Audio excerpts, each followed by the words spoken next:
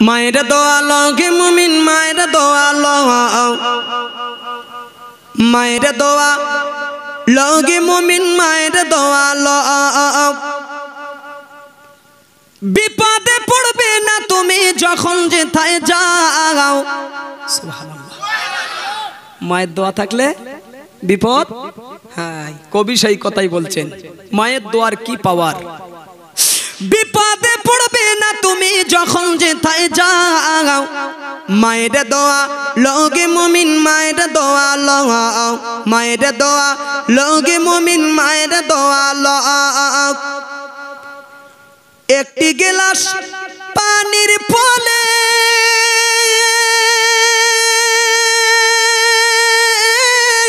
বাইজিদেরই কোলে তুলে হাত তুলে মা বলে বাইজিদকে ওলি বানাও হাত তুলে মা বলে বাইজিদকে ওলি বানাও মায়ের দোয়া লগে মুমিন মায়ের দোয়া লও মায়ের দোয়া লগে মুমিন মায়ের দোয়া লও মায়ে যখন দোয়া করে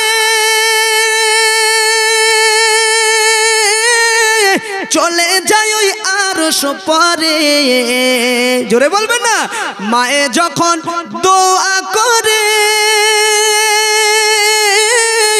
চলে যায় ওই আরশ পরে সাথে সাথে কবুল হয় ফল দেখিতে পাও সাথে সাথে কবুল হয় ফল দেখিতে পাও মায়ের দোয়া লগে মুমিন মায়ের দোয়া লও মায়ের দোয়া লগে মুমিন মায়ের দোয়া লও নিজে নিজে মনে করো টাকায় আমি হইলাম বড় যার কারণে মৃত্যু মুখে বেঈমান হয়ে যাও যার কারণে মৃত্যু মুখে বেঈমান হয়ে যাও মায়ের দোয়া লগে মুমিন মায়ের দোয়া লও মায়ের দোয়া লগে মুমিন মায়ের দোয়া লও বিপদে পড়বে না তুমি যখন যেথায় যাও বিপদে পড়বে না তুমি যখন যেথায় যাও মায়ের দোয়া লগে মুমিন মায়ের দোয়া লও মায়ের দোয়া লগে মুমিন মায়ের দোয়া লও আল্লাহুম্মা জোরে সাল্লি আলা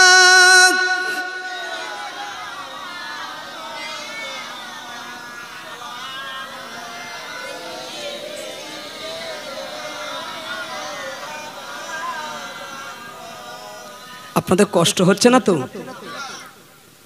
পেশাদ দিচ্ছে না তো হ্যাঁ খুশি তাকবীর দাও নারায়ে তাকবীর আর একটু জোরে নারায়ে তাকবীর দেহের শক্তি কার কথা বলো দেহের শক্তি কার আল্লাহর খেয়েছে আমরা শক্তি দিয়েছেন আল্লাহ যদি শক্তি দিয়ে থাকে আপনার দেহের সেই শক্তি দিয়ে আল্লাহর নাম জান ভরে নেবেন এ শক্তি আল্লাহর নামও নিচ্ছি আল্লাহর ফাঁকি নয় নারায়ে তাকবীর শক্তি আল্লাহর কিন্তু আর একবার বলছি বার করেন নারায়ে তাকবীর কিছু মানুষ চুপ মেরে আছে কেন কি হয়েছে তোমার আল্লাহ নি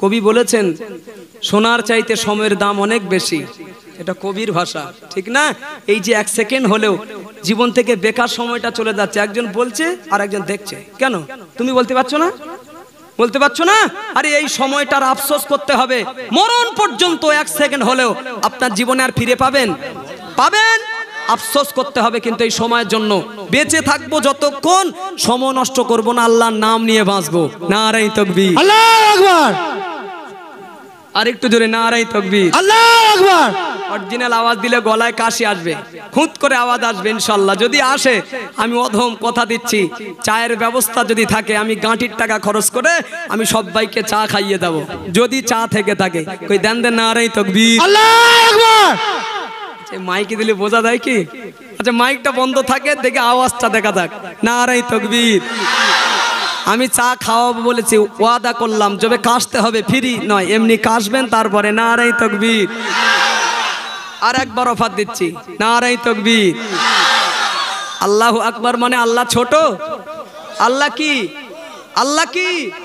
আল্লাহ বড়, আল্লাহ মহান। এই কথাটা বলতে গিয়ে যদি গলা ফেটে যায়, বাস্ট হয়, মরণও যদি হয়, কি মরণ? শহীদি মরণ। আর শহীদি মরণ এমন একটি মরণ, মরণের সাথে সাথে দিদারে এলাহি নসিব হয়ে যাবে। সুবহানাল্লাহ বলুন। শহীদি মরণ এমন একটি মরণ, পিঁপড়ে কামড় দিলে যতটুকু কষ্ট হয়, যতটুকু জ্বালা করে, আল্লাহ যার নসিবে শহীদি মরণ লিখে রেখেছে, মৃত্যুর পূর্বে আল্লাহ ততটুকুই কষ্ট দিয়ে তাকে মউত নসিব করেন। আর একটু জোরে বলেন। একটা ইনজেকশন দেবে, পিঁপড়ে কামড়াবে, যতটুকুই কষ্ট অনুভব হয়, শহীদি বান্দাদের আল্লাহ ততটুকু কষ্ট দিয়ে আল্লাহ জীবন কেড়ে নেবেন। একটু জোরে বলবেন। যে কজন মানুষ মজলিসে আমরা রয়েছি, এত সুন্দর লাগছে, একজন মানুষ হাত তুলে বলবেন পৃথিবীতে আমার কোনোদিন মউত হবে না? একজন হাত উঠবে না। আমাকে বলেন, হাত আরো পকেটে নামবে। কেন জানেন? আল্লাহর কসম, সেই কথা, মায়ের পেট যিনি দেখেছেন, বেশাক কবরের পেট আল্লাহ দেখাবেন। তার জীবন আছে, তার মরণ আছে। জি, তাহলে বুঝলাম মরণ একদিন হবে, এসেছে একবার, মরণও হবে। কি কপালে মরণ রয়েছে বলতে পারবো না। জান্নাতের বাগিচায় বসে আছি আল্লাহর ঘরের সম্মুখে, জান ভরে আল্লাহু আকবার নামের ধ্বনি, ইনশাল্লাহ জান ভরে একবার নেব। বিনিময়ে গলা ফেটেও যদি যায়, মরেও যদি যাই, মাকসাদ একটাই, আল্লাহর বেহেশতে যাব। সেই তো মরণ হবে, আজকে হোক দিন, আল্লাহর নাম নিয়ে নারাই তাকবীর। এটা মরণ কামড় কি? আপনাদের জ্ঞানে ফয়সালা করুন। মরণ কামড় কি? আমি বারবার বলবো না, কষ্ট পাবেন। কি দিলে হয় সেই মরণ কামড় দিয়ে দেন। নারাই তাকবীর। কি আওয়াজ উঠবে দেখেন, কাঁপবে আসমান জমি। নারাই তাকবীর। আরো জোরে নারাই তাকবীর, নারাই তাকবীর, নারাই তাকবীর। আল কোরআনের আলো, মাশাআল্লাহ, আল কোরআনের আলো, আল হাদিসের আলো। না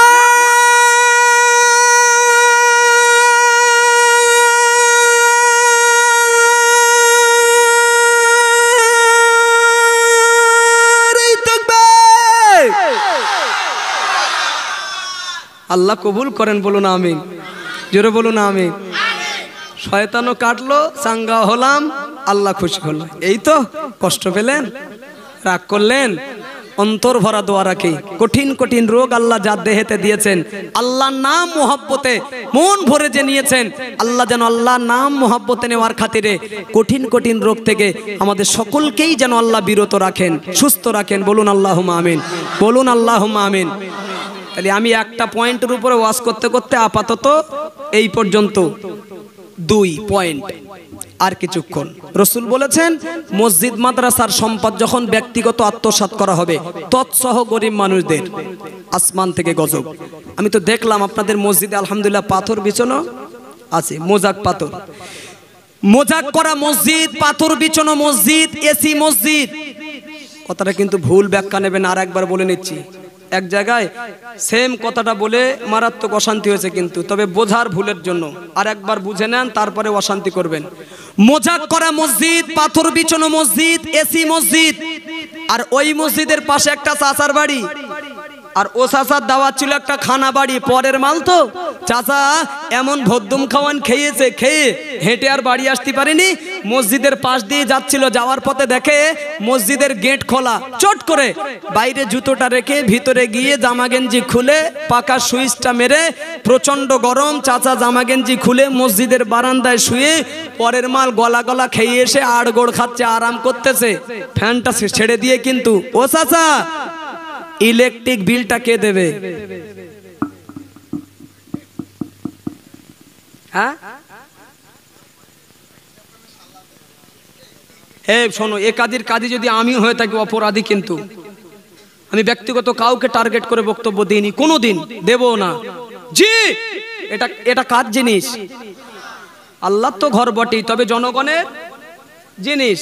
তাহলে ব্যক্তিগত আপনি যে 5 মিনিট ইলেকট্রিক বিল ছেড়েছেন, মানে ফ্যানটা ছেড়েছেন, 50 পয়সা হলেও একটা ইলেকট্রিক বিল ওটা তো আপনি কোনোদিন হিসাব করে দেবেন? দেবে কে? আল্লাহ দেবে? পাগল ছেলে তো দেখছি। জনগণ দেবে, মহল্লাবাসী, গ্রামবাসী। তা আমি ছাড়বো কেন?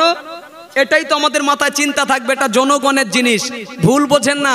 আপনি যদি নামাজ কালাম পড়তেন, তসবিহ তাহলিল করতেন, জিকির আজগার করতেন, কোরআন তেলাওয়াত করতেন, ইবাদত বন্দেগী করতেন, তার জন্য ভিন্ন কথা। ইবাদতের জন্যই তো মসজিদ, তার জন্যই এসি, তার জন্যই ফ্যান।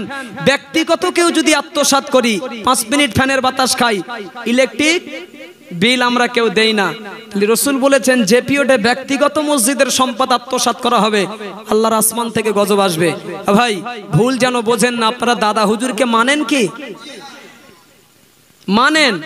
ওই দুটো হাত দেখাবেন যে আমি মানি। মানলে সমস্যা আছে কি? সমস্যা আছে? রাখেন, আলহামদুলিল্লাহ। তাহলে মানেন। দাদা হুজুর কেবলা রহমাতুল্লাহ আলাইহি দিনের বেলা একটা মাহফিলে ওয়াজ করতে গিয়েছেন। ওয়াজ শেষ, হুজুর বললেন, বাবা এই গ্রামের আদি মসজিদ কোথায়? পুরাতন। তো জনগণ নিয়ে গেলেন, জামাতের সঙ্গে হুজুর জোহরে নামাজ আদায় করেছেন, বসে আছেন মসজিদে। অসংখ্য মুরিদ হুজুরকে ঘিরে ধরেছে। দাদা হুজুরের পিরিয়ডে কি করবে মানুষ? তো সালাম কালাম করছেন, মোসাওয়া করছেন, দোয়া নিচ্ছেন। মসজিদের পাশেই একটা বাড়ি ছিল, ওই বাড়িওয়ালার গিন্নি মহিলা কিভাবে শুনেছেন যে আমাদের মসজিদে ফুরফুরা শরীফে দাদা হুজুর বসে আছে। এটা কিসমত তো, তকদির তো। এটাই মসজিদ, আমার পাশেই যদি বাড়ি হয়, আমি যদি শুনি দাদা হুজুর বসে আছে কি 5 হুজুর বসে আছে, খুশি হব না? তার একটাই বাচ্চা, মহিলার স্বামী বাড়ি ছিল না, মহিলার একটাই বাচ্চা, জন্মে থেকে কঠিন রোগী। তো পর্দার আড়াল থেকে মসজিদের সাইডে গিয়ে দাদা হুজুরকে লক্ষ্য করে বললেন, হুজুর আপনি যখন এসেছেন, আমার বাচ্চা এই জন্মে থেকে রোগে আক্রান্ত, আপনার হাতের একটা বরকতি তাবিজ আমার বাচ্চা দিয়ে যেতে হবে। তাবিজ আল্লাহর কালাম লিখবে। দাদা হুজুর আস্তে করে বললেন, বাবা হবে না। কেন? বাবা ফকির মানুষ, খালি হাতে এসছি বাবা, পেন নেই, খাতা নেই, আল্লাহ রাজি থাকলে পরে হবে। রাজি হচ্ছে না। মহিলা কিছুতেই ছাড়ছেন না। একবার পেলাম, আবার পরের বাকি সে বাকি থাকে, টাটকা কিছু কিছুতেই শোনে না, দিতেই হবে। পাশে মসজিদের ইমাম সাহেবও ছিল, ওই মসজিদের ইমাম, উনিও মহিলার হয়ে একটু সুপারিশ করছে। মুসাল্লি তো, চোখের সামনে দেখতে পায় বাচ্চা কষ্ট পায়, কাঁদে। হুজুর আমি জানি বাচ্চাটা এই রোগে আক্রান্ত, বাচ্চাটা একটা তাবিজ দিয়ে যান হুজুর, খুব কষ্ট পায়। আরে বাবা আমি তো বললাম খাতা নেই, পেন নেই, পরে হবে।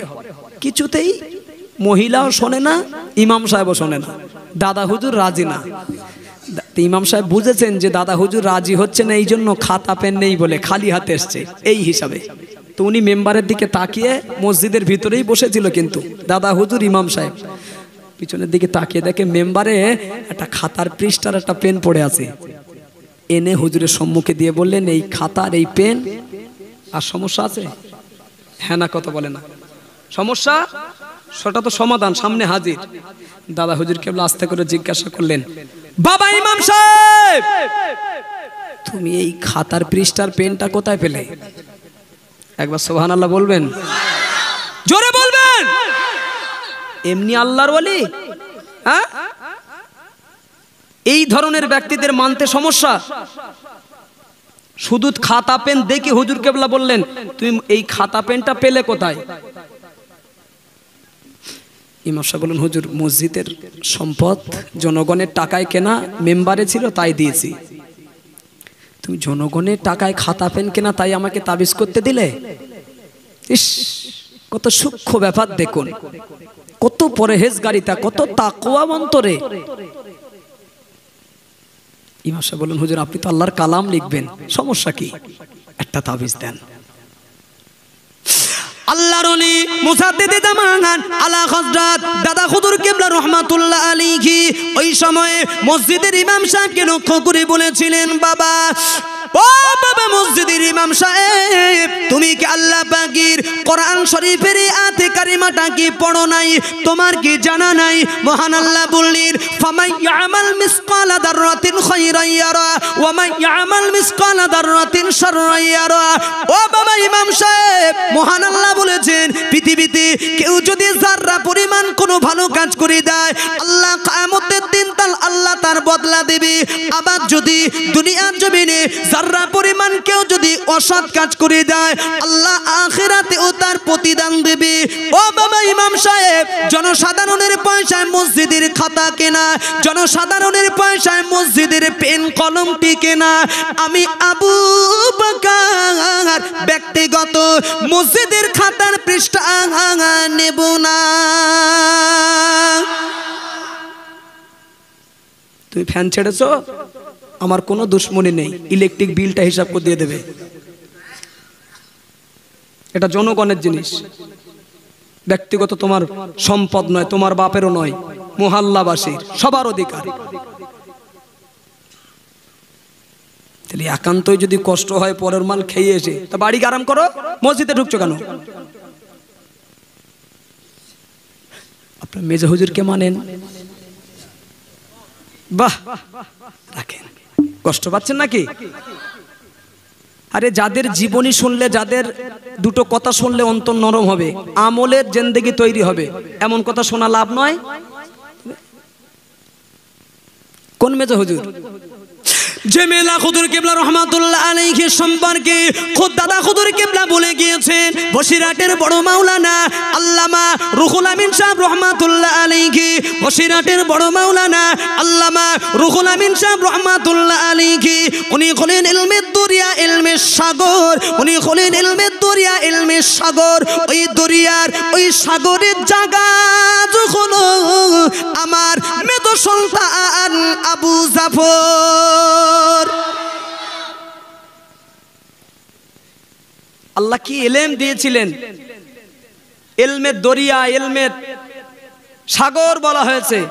সাগরের একটা জাহাজ লাগে তো। দাদা হুজুর বলেছেন আমার মেজো আওলাদ আবু জাফর। আর একবার বলুন। আছেন মজলিসে কেউ মেজো হুজুর কেবলার হাতে হাত দেওয়া মানুষ আছেন? কজন একটু দেখাবেন হাতটা? আলহামদুলিল্লাহ একজন, আমার মুরব্বী। আর নেই? বলুন। আচ্ছা রাখুন। সব মারা গেছে? মেজো হুজুর কেবলা হাতে হাত দেওয়া মানুষ সবাই মারা গেছে? দার বাবু, মেজো হুজুর কেবলা মারা গেছে কত বছর আগে? কি বলে দেখো, সম্ভবত কত সাল হবে? হ্যাঁ, 1 কি 2 এরকম হবে। 20-22 বছর আগে মারা গেছে। ওরকম হবে না? হ্যাঁ। তবে তাহলে ওনার হাতে হাত দেওয়া মানুষ সবাই মারা যেতে পারে? আছে, অনেকেই আছে, হয়তো আপনারা হাতে হাত দিতে পারেননি। আচ্ছা, মেজো হুজুর কেবলার হাতে হাত যে আমার মুরব্বী বাপজি দিয়েছেন, আবাব রাগ করেন না, আপনার হাত মনে হতো নাকি ওটা তুলা মনে হতো? এটাই তো আল্লাহর ওলিদের বড় নিশানা, কথা ঠিক না? হাত মনে হবে না, মেজো হুজুরের হাত, সে কি হাত। তো হুজুর কেবলার একটা খানকা শরীফ ছিল কলিকাতা তালতলা হাটে। প্রত্যেক মাসে বাদ মাগরিব হুজুর কেবলা জিকিরের মাহফিল করতেন। একদিন মাসের ডেট অনুযায়ী হুজুর কেবলা জিকির করছেন। জিকির করতে করতে মজলিসে কারেন্ট চলে গেল, এরকম মজলিস অন্ধকার। হুজুর কেবলা আস্তে করে বললেন, বাবা বাতি জ্বালাও, জিকির হচ্ছে তো, আস্তে করে বাতির ব্যবস্থা করো। একজন গেল, ওই ছেলেটা এলো কিছুক্ষণ পরে, একটা দেশলাই ঠুকে একটা মোমবাতি জ্বালিয়েছেন, একটু আলো হয়েছে। দোয়া সবরেসানি জিকির কমপ্লিট। পকেট থেকে হাদিয়া বার করে বললেন, বাবা জিকির করতে করতে যখন কারেন্ট চলে গিয়েছিল আমি বলেছিলাম বাতির ব্যবস্থা করো, তো যিনি দেশলার মোমবাতিটা জ্বালিয়েছিলে এই হাদিয়াটা নিয়ে লাও। যিনি কাজ করেছেন সামনে এসেই বলেন, হুজুর পয়সা লাগবে না। কেন? হুজুর আমি কিনিনি, তা পয়সা নেবো কেন? আরে খাবা, তা কিনুনি পেলে কোথায়? হুজুর কিনতে যাচ্ছিলাম, দোকান পর্যন্ত যায়নি, পাশেই দেখি একটা মসজিদ ছিল। আমার উদ্দেশ্য কি মসজিদে ঢুকলেই কিছু একটা পাবো। আর দেখবেন এখান থেকে 20-20 বছর 30 বছর পিছিয়ে যান, এ দুটো জিনিস কিন্তু থাকতো না। এখন উন্নত সমাজ, কারেন্ট, কি এমার্জেন্সি লাইট, আগে এই সমস্ত জিনিস, ওই মোমবাতি, তারপরে টিকটিকে না কি বলে ছোট্ট ছোট্ট জ্বলতো, তারপরে হারিকেন, কি সব ভুলে গেলেন নাকি? ভুলবেন না, দুঃখের কথা ভুলতে নেই। এই তো চোখের সামনে তো কারেন্ট এবারে আসলো। এখন অনেক সুখী, আল্লাহ শান, অনেক সুখী আমরা। মুরব্বীরা যে কষ্ট পেয়েছেন আমরা কিঞ্চিত পরিমাণ পাইনি।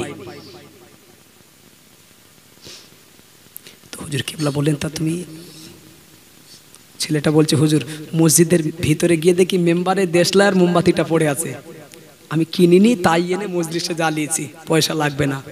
চোখ লাল হয়ে গিয়েছিল মেজে হুজুর কেবলার। যাও, যদি পীর বলে আমাকে মেনে থাকো, আমি আবু জাফর বলছি পয়সাটা রাখো, একটা দেশলার মোমবাতি কিনে আল্লাহর ঘর মসজিদের মেম্বারে জমা করে দেবে। এরই নাম তো পীর। শুধু জনগণের জিনিস এই মনে করে। আর তুমি বাতাস খেয়েছো, ফ্যানের হাওয়া খেয়েছো 5 মিনিট, ব্যাস বিল দিয়ে দেবে, আমার কোনো সমস্যা নেই। 3 নম্বর পয়েন্ট রেখেছিলাম, কথা বলেন না। রাসূল বলেছেন যে সময়ে মসজিদে বসে বসে যখন দুনিয়ার গল্প শুরু হয়ে যাবে, আসমান থেকে গজব আসবে। তাহলে এখন মসজিদে হাট বাজার হয়নি, শুরু হয়েছে তো। এই ওয়াজটা আমার করা ভুল হবে এবারে, কেন এই ওয়াজ আমি শুরুতে একবার করে ফেলেছি, অন্য প্রসঙ্গ বলেছিলাম, কিন্তু ওর ভিতরে এই ওয়াজও আছে। জি, মসজিদে যে পিরিয়ডে দুনিয়ার গল্প শুরু হবে, দুনিয়াবি আলোচনা, আল্লাহর আসমান থেকে গজব আসবে। আমি হাদিস শুনিয়ে দিয়েছি, মসজিদে বসে কথা বললে কি উপকার কি অপকার, সেই শুরুতে একটা হাদিস বলেছিলাম, মনে আছে কি? 5 জায়গায় যদি একটা কথা বলা যায় আমল নষ্ট হবে, বাহ, তার ভিতরে একটা মসজিদ আছে তো। তাহলে আর কথা বলবেন কি বলবেন, একটু মসজিদে ঢুকে ভেবে নেবেন, ওয়াজ হয়ে গেছে। 4, রাসূল বলেছেন যে সময়ে গান বাজনা সমাজে বেড়ে যাবে, বলেছিলাম রাসূল বলেছে আসমান থেকে গজব। আমার মুরব্বীদের কাছে শুনবো না ভাই, যত যুবক বন্ধু রয়েছেন একটু বলবেন মহব্বতের দাবি, গান বাজনা বাড়েনি। শুধু নবীর কথাগুলো সত্য হচ্ছে কি হয় না, মিল হচ্ছে কি হয় না, আমি প্রমাণ করছি। আপনারা বলেছেন রাসূল যেটা বলেছেন সত্য হবে, হবে না? আমার সাবজেক্ট ভুলে যাবেন না। 3টে আয়াত দিয়ে শুরু করেছি বক্তব্য শুরুতেই, আদমের আওলাদ আমরা, আল্লাহর বান্দা আমরা, উম্মতে মুহাম্মাদি আমরা, সৃষ্টির সেরা, স্থান ঊর্ধ্বে, নামলাম নিচে কেন, কোন কোন কারণে মুসলমান মার খাচ্ছি, কারণগুলো তুলে ধরছি। শুধু মার খাবো কেন? কলম আমরাই চালাবো, আমাদের উপরে করম চালাবে কারা? রাগ করছেন? তাহলে গান বাজনা বেড়েছে কি আমার যুবক ভাই? হ্যাঁ, আর বাড়ার কারণ এই গজবের মোবাইল। কি ভুল বললাম? গজবের মোবাইল। খবর নেন, খবর নেন, ভালো করে খাওয়া হয় না, 30,000 টাকা দামের ফোন, হ্যাঁ, পরনের কাপড় জোটে না ভালো করে, এমন অসহায় পরিবার আমরা দেখি। হ্যাঁ, 15-20 হাজার টাকা দামের ফোন বাপ মা কিনে দিচ্ছে, অনেক বাপ মা। আপনি জানেন আপনার মেহনতের টাকায় ওই যে উপযুক্ত ছেলে মেয়ের হাতে ফোন তুলে দিয়েছেন, আপনি তো ঘুমান রাত্রেবেলা, আপনার দেওয়া টাকাতে ফোনে আপনার ছেলে মেয়ে কি করে জানেন? জগৎ তো এখন ফোনে, আপনি মুরব্বী কি বুঝবেন এ ফোনে কি আছে? হ্যাঁ, জীবন শেষ, যৌবন শেষ, চোখ শেষ, হাট শেষ, রাতের ঘুম শেষ, সব শেষ। ফারিকুন ফিল জান্নাহ ওয়া ফারিকুন ফিস সাইর। ফোন প্রয়োজন, রাস্তা দুটো, এটা জান্নাত এটা জাহান্নাম। কোন রাস্তায় ধরবেন, কোন পথে চলবেন, আল্লাহ জ্ঞান বিবেক শিক্ষা যোগ্যতা আল্লাহ সবই আমাদের দিয়েছেন। এ দায়িত্বটা কাদের? কথা এবার একটু বলতে হবে, এ দায়িত্বটা কার? আমার। তাহলে আমিও ফোন ব্যবহার করি, নেট অন করবেন, ইউটিউবে যাবেন, অডিও আসবে, ভিডিও আসবে, গান আসবে, গজল আসবে, ওয়াজ আসবে, কেরাত আসবে, হামদ আসবে, নাত আসবে, সব আসবে, দুনিয়া তো ফোনে। তুমি সেই কেরাতের না টাচ করে তুমি গাজনে মারলে কেন? তুমি যাত্রা মারলে কেন? কুসকুস করছে, হ্যাঁ? এ দায়িত্বটা কিন্তু আপনার। খাওয়া হয় না বলেছি ভালো করে, 30,000 টাকা দামের ফোন, পরনের কাপড় জোটে না ভালো করে। আর যদিও জোটে, রাগ করেন না, তাও আবার আজকাল সব ছেঁড়া। আজকাল আপনি প্রতিবাদ করবেন, দুটো কথা বলবেন, রাগ করে না, আপনার বুঝিয়ে ছেড়ে দেবে। এ সমাজে একটা স্টাইল। ও মুরব্বী, কদমে হাত রেখে জিজ্ঞাসা করছি, বলবেন ছেঁড়া জিনিস কোনোদিন স্টাইল হয়েছে আপনাদের জীবনে শুনেছেন? ও মুরব্বী, শুনেছেন বাপ? আর কি শুনবেন? শুনে যান, দেখে যান যে আপনাদের জীবনে এটা দেখে যাচ্ছেন যে ছেঁড়া জিনিস সেটা স্টাইল হয়। সর্বনাশ, কি যুগ রে বাবু।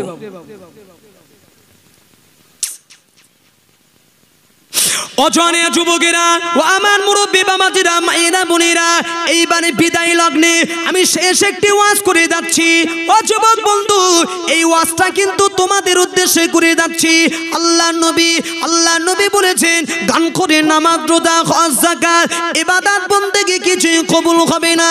ও যুবক ভাই, গানটা কত বড় বাজে জিনিস, খারাপ জিনিস। একবার শোনো, আল্লাহ নবী এক তারিখে মদিনার মসজিদে নববী শরীফে আসরের নামাজ আদায় করে নবী আমার মদিনার কোনো একটা বাড়ি আপনার কিনা রাস্তা দিয়ে হেঁটে যাচ্ছে। আল্লাহ নবীর সঙ্গে সাথী হিসাবে ওমর রাদিয়াল্লাহু আনহু আমার নবী পাকের সঙ্গে উনিও হাঁটছে। আল্লাহ নবী হাঁটে, সাহাবা ওমর উনিও হাঁটছে। হাঁটতে হঠাৎ করে আমার নবী পাকের কানে গানের আওয়াজ, বাজনার আওয়াজ যেন এসে পড়ে যায়। আল্লাহ নবী চুপটি মেরে দাঁড়িয়ে ওমর রাদিয়াল্লাহু আনহুকে লক্ষ্য করে বললেন, ও বাবা ওমর, আমি নবী আমার কানে গানের আওয়াজ বাজনার আওয়াজ ভেসে আসছে। বাবা তুমি একবার তালাশ করে দেখো মদিনার কোন বাড়ি থেকে গানের আওয়াজ বাজনার আওয়াজ ভেসে আসছে। ওমর রাদিয়াল্লাহু আনহু তালাশ করতে একটু কমজোরি হয়ে বললেন, আমার নবী পাকের সম্মুখে এসে বললেন, ইয়া রাসূলুল্লাহ হাবিবাল্লাহ, আমি ওমর যদিও তালাশ করেছি তবে সঠিক ধরতে পারিনি মদিনার কোন বাড়ি থেকে গানের আওয়াজ বাজনার আওয়াজ ভেসে আসছে। সাহাবা ওমর লক্ষ্য করে দেখছেন আল্লাহ নবী সহ্য করতে না পেরে দুইটা শাহাদাত আঙ্গুল নিয়ে আমার নবী পাক দুটো কানের ছিদ্র বন্ধ করে দিয়েছে। সাহাবা ওমরকে বললেন, বাবা ওমর, আমি রাসূল পাক আমার কানের ভিতর থেকে যতক্ষণ দুটো শাহাদাত আঙ্গুল তুমি সরাতে বলবে না, যতক্ষণ না মদিনা সেই বাড়ি থেকে গানের আওয়াজ বাজনার আওয়াজ বন্ধ না হয়। বলুন সুবহানাল্লাহ। ও বাবা ওমর, বেঈমানেরা বেদিনেরা আমি নবী আমার দেহের উপরে অত্যাচার করে, ওই কষ্টটা আমি রাসূল আমার বাইরে হয়, কিন্তু না গানের আওয়াজ যখন আমার কানেতে পড়েছে কষ্টটা আমার বাইরে নয়, আমার ভিতরের কষ্ট শুরু হয়ে গিয়েছে, আমার রুহের যন্ত্রণাটা বেড়ে যাচ্ছে। বাবা ওমর শাহাদাত আঙ্গুল দিয়ে বন্ধ করেছি যাতে করে মদিনা সেই বাড়ি থেকে গানের আওয়াজ বাজনার আওয়াজ যেন না আসে। বলুন সুবহানাল্লাহ। ও যুবক বন্ধু, ও যুবতী বোনেরা, এটাই যদি হয় বিশ্বনবীর আদর্শ, এটাই যদি হয় বিশ্বনবীর নীতি, এটাই যদি হয় বিশ্বনবীর আখলাক, বর্তমান যুগ সন্ধিক্ষণে এই ফোনেতে অডিও ভিডিও FM রেডিও সব কিছু আছে গো ভাই, এমনি দেখে শুনে পোষায় না, কলিদা ঠান্ডা হয় না। এই ফোনেতে হেডফোন আছে, কর্ড আছে, তার আছে, মুসলমানের ঘরের ছেলেরা মেয়েরা এমনি দেখে শুনে পোষায় না, কলিদা ঠান্ডা হয় না। এই ফোনেতে হেডফোন বা কর্ড বা তার গুঁজে দিয়ে রাসূলুল্লাহ যে কাজটি করেছিল ঠিক তার বিপরীত কাজ হিসাবে দুইটা কানে হেডফোন ঢুকিয়ে রেখেছে না, রাখে না। এই ওয়াজ বোঝো না, এবার ছড়িনে বসা দরকার আছে আলেমদের। এত বাংলা সহজ ভাষা যদি না বুঝতে পারেন। জি, আমার নবীর শত টার্গেট উদ্দেশ্য ছিল এটাই, শাহাদাত আঙ্গুল দিয়ে কানের ছিদ্র বন্ধ করে দিয়েছে, উদ্দেশ্য যাতে আওয়াজটা ভিতরে না যায়, ক্লিয়ার আওয়াজ না যায়। এত বড় জানোয়ার এর টার্গেট হেডফোন গুঁজে দিয়ে হলেও আরো যেন পরিষ্কার ঢোকে। রাগ করলেন? আপন ভেবে ইমানের ভাই মনে করে বললাম, মানবে? সারা রাত ওয়াজ করবো, 1 টাকা লাগবে না, আমার দাবি প্রত্যেকটা কথা মানতে হবে। পারবেন? খুব কম, একদম নয়।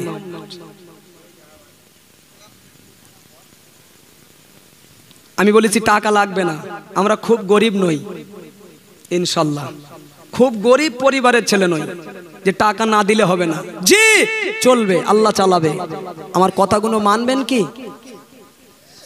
দেখি এই দাবি কতজন মেনে নেয়। এতক্ষণ খালি বললে ভালো লাগছে, ভালো লাগবে, আরে ভালো তো লাগবে। কোরআন হাদিসে আলোচনা খারাপ লাগে? ভালোই লাগবে। একটা মধু আছে, ঠিক না? এতক্ষণ কেন, কিয়ামত পর্যন্ত স্বাদ থাকবে ইনশাল্লাহ, অন্তর ভিজবে না, আমার দাবি মেনে নেন।